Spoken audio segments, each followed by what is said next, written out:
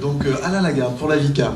Donc simplement, moi je m'exprime au nom de la VICA aujourd'hui. Donc il y a une question qui a été posée ce matin. Donc trois questions. Donc d'abord la cession de SFR par Vivendi. Le deuxième point, ce sera un signal clair pour l'accession du réseau cuivre. C'est peut-être un peu redondant par rapport à ce qu'on a pu voir.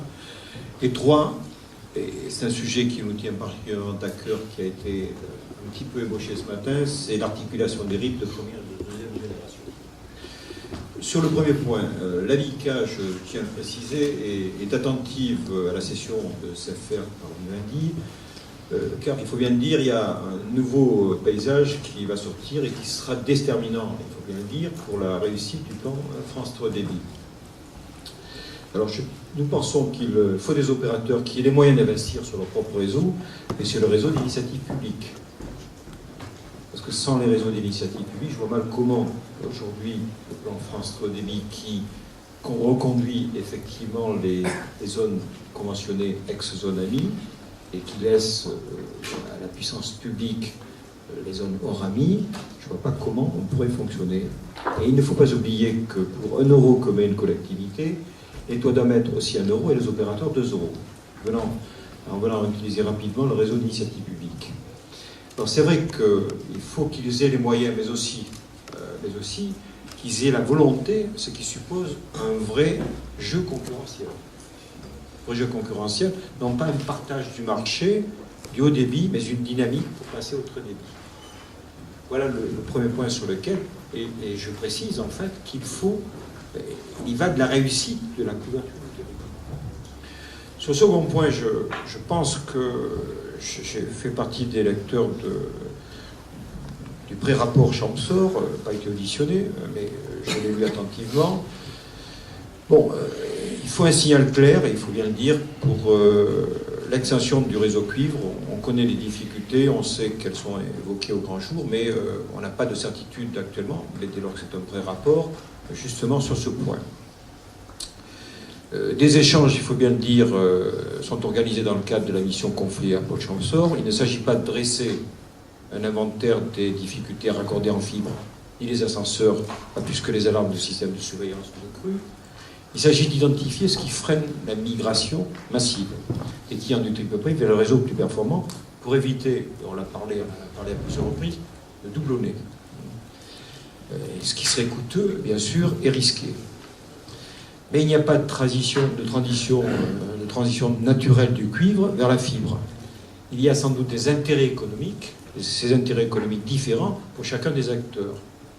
Je viens de dire que le passage d'une situation de position dominante d'Orange sur la boucle locale et aussi sur la clientèle des territoires peu denses, un réseau public n'est pas simple, ni pour nous, ni pour l'opérateur historique. Il faut l'organiser, c'est notre conviction. Il faut utiliser tous les leviers de la réglementation, la fiscalité.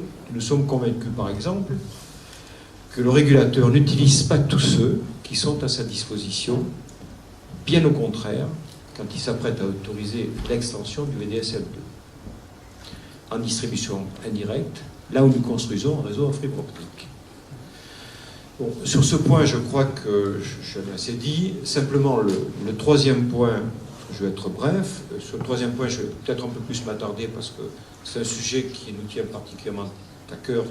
On a dit qu'en fait, tout à l'heure, j'ai beaucoup apprécié d'ailleurs le propos qui a été tenu par le représentant de la Caisse des dépôts, M. Janter, et qu'il a dit très clairement que chaque RIP et que chaque situation juridique des RIP doit être examinée au cas par cas. Je crois que c'est une réalité. Donc il n'y a pas comment dirais-je, juridiquement, on ne peut pas décider pour l'ensemble des RIP, chaque RIP, justement, de courte durée, de moyenne durée ou autre, d'extinction, ne peut pas se traiter de façon globale.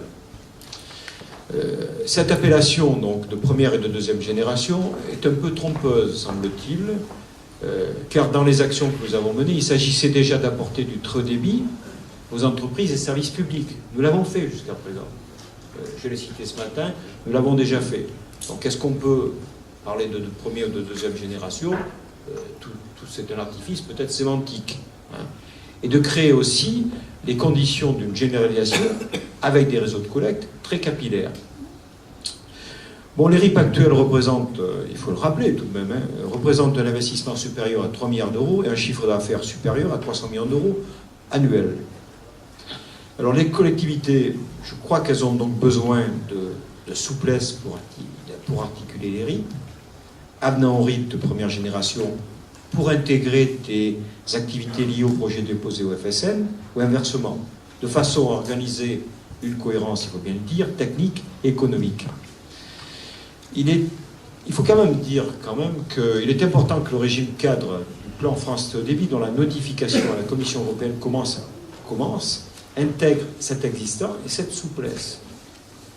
Si on s'en tient justement à la directive concession, et si on analyse assez finement, on s'aperçoit que on peut continuer le RIP 1 le RIP 2 peut être en continuité du RIP 1. Il s'avère que la déclinaison de la directive européenne par l'État français peut se donner un certain temps pour l'appliquer. Donc on demande à l'État français, et notamment à la mission Très Haut Débit, de donner un peu de temps au temps pour faire en sorte qu'on puisse examiner, comme l'a dit d'ailleurs le représentant de la CDC, chaque situation au cas par cas.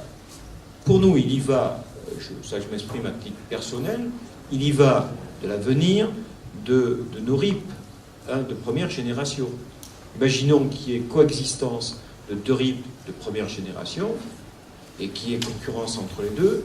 C'est assèchement du RIP de première génération dans un laps de temps qui peut être très court, avec un délégataire qui demande justement aux délégants un chèque de sortie qui peut être très conséquent, qui peut aller à des millions d'euros, avec des difficultés qui reviendront sur les collectivités. Voilà un peu très brièvement exposé les trois questions que je souhaitais poser et justement sur ce débat. Merci beaucoup Alain Lagarde.